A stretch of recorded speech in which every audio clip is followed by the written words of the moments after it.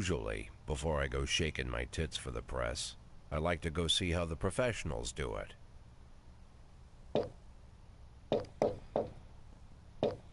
Some might say the chief of police has no business in an institution like this, but in fact it's the quietest and safest place in town. You won't run into any reporters, nobody gets into any fights, nobody drinks too much, nobody even raises their voice. The place is owned by an elderly gentleman who knows how to keep things under control. That's why I never invite my friends here. I wanted to make an exception for my 60th birthday, but most of my colleagues are young enough to be my sons, and they'd rather just hire prostitutes. Why stare at some boobs when you can take the whole package for yourself? But there's none of that in our club. Even looking too long is considered indecent. You can get an occasional glimpse, like by accident. The rest of the time you just pretend that you're immersed in conversation, or just come by for a drink. Doesn't mean these gentlemen wouldn't want their bald heads smothered in tits. It's just that nobody says it out loud.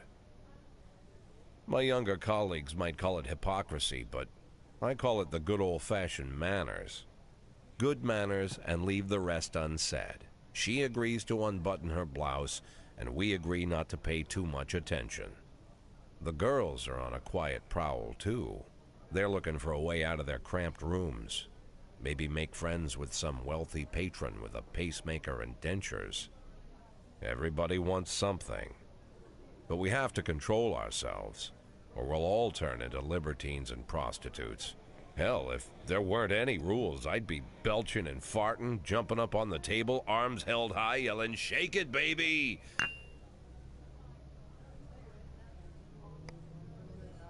No idea how I got so barbaric.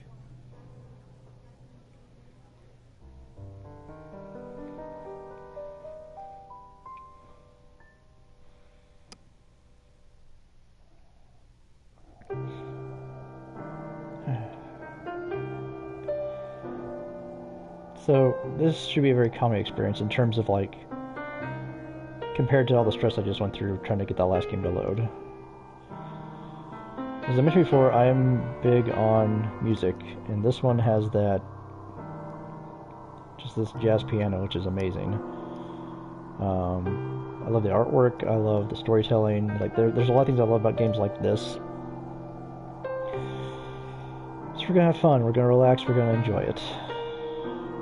And I have played this game before, I played it on stream at one point, but we're going to start over, because I don't remember where I got to, and I don't even know if the game still has all of my stuff. So we're just going to start over. Start.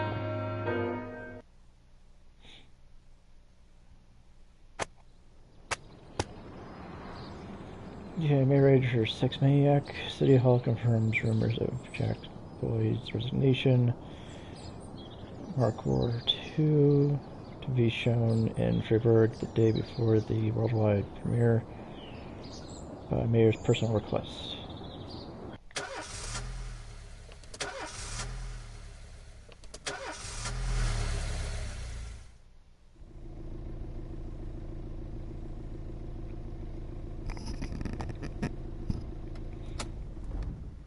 When I was a kid, my father sometimes told me at bedtime that if I closed my eyes and didn't open them for a long time, all the demons would blow away. Yesterday I turned 60, but I still take his advice. Not because I'm sentimental or want to keep the memory of my father alive. I just can't think of a better solution. To get away from all the demons that haunt Freiburg, I'd need to wear a blindfold 24/7. Plus, it's a good idea to act blind when talking to reporters. At least that's what my colleagues say. They're afraid of press conferences. But for me, it's more like a confessional. No matter what lies you tell, you're privately thinking the honest answers. It helps me remember who I am. The fact that I'll be reading all about it in the papers tomorrow is a small price to pay. Call it penance for the preacher.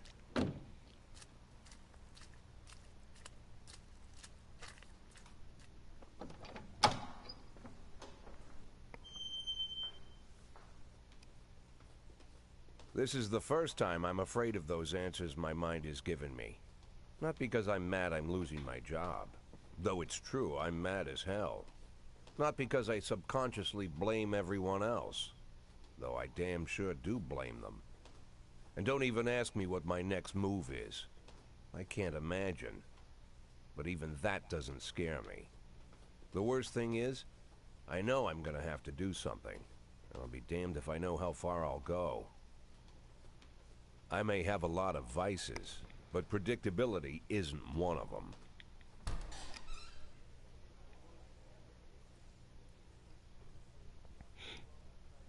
I learned a long time ago how to drive away the swarming demons.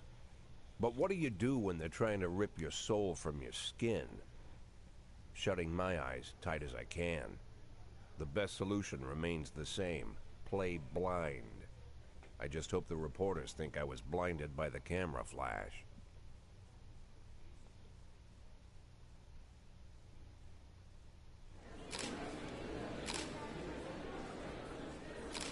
Okay, so this is where I should start taking over. Alright, so this one's very choice-based. This is similar to when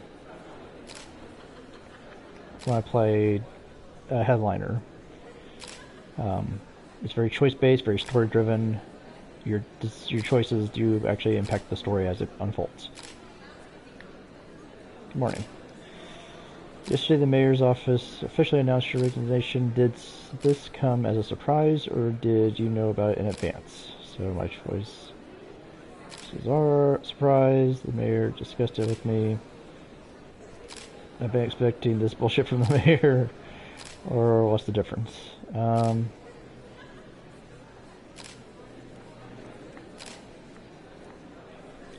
Just go as a surprise. Thought I'd be working as a policeman for another 5 to 10 years. I just want to serve the city. I was very surprised, of course. Do you already know the name of your successor? No, I think it's a new man. I think he'll be a department veteran, or who cares? So I could be very dismissive, or I could just give him short, well, or I can just give him simple answers, which say, no, I don't know my successor. Of course not. I don't think the mayor's office knows who it is either. After the recent corruption scandal, your deputy, Francis Kendrick, said he was looking forward to resigning if the mayor ordered him or offered him your position. Would that change his mind? Perhaps. No way. I'd be happy. Who cares?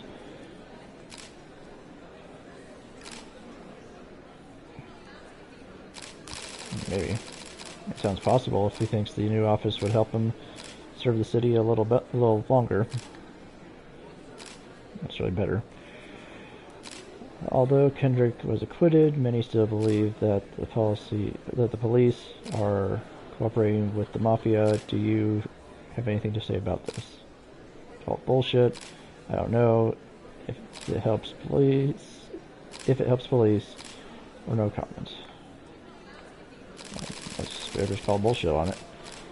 Excuse me, but that's a pile of horse shit. Okay, now we're switching what animal it is. Mafia and the police working together. Maybe they're in cahoots with aliens. The Mafia are a bunch of low-life criminals. How about someone ask a real question? Do you think your personal relationship with the mayor could be the reason behind your retirement?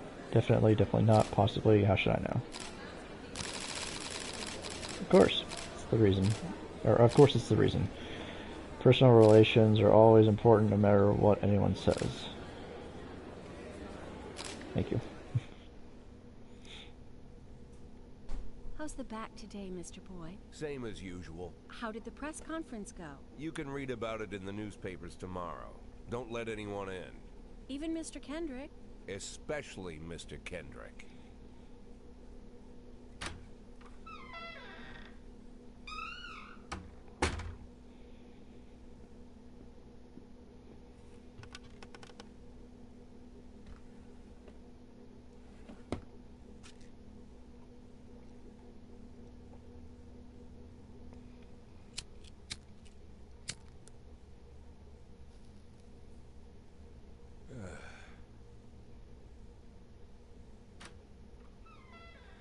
As soon as I heard the door creak, I knew what face I'd see. When I tell Emma not to let anyone in, there's only one man it could be. Rude, arrogant, no warning. That's Mayor Rogers in a nutshell.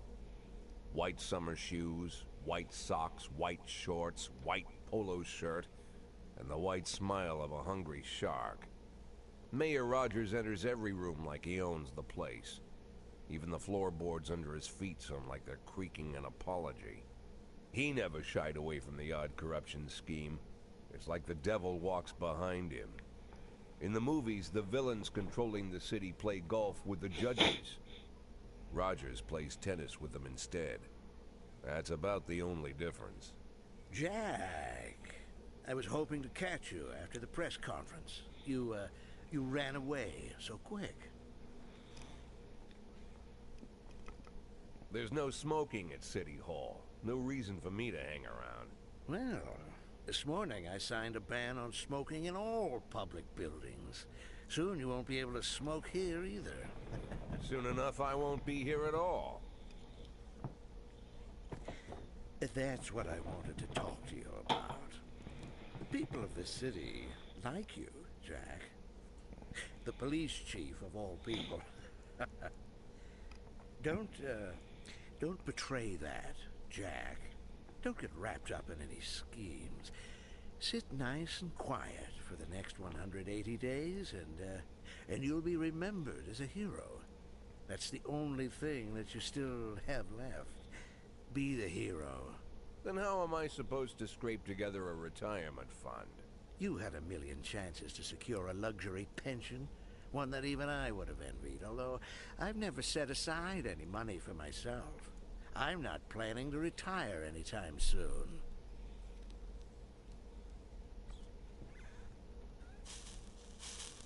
"180 days of quiet, Jack. That's all I need. I don't have any problems with you, and you won't have any problems with me. I have a new assistant, Troy Starr. If you have something to tell me, call him. But try not to bother him. He's a busy man. I'll do my best. And quit smoking up the office. One of my friends will be using it soon.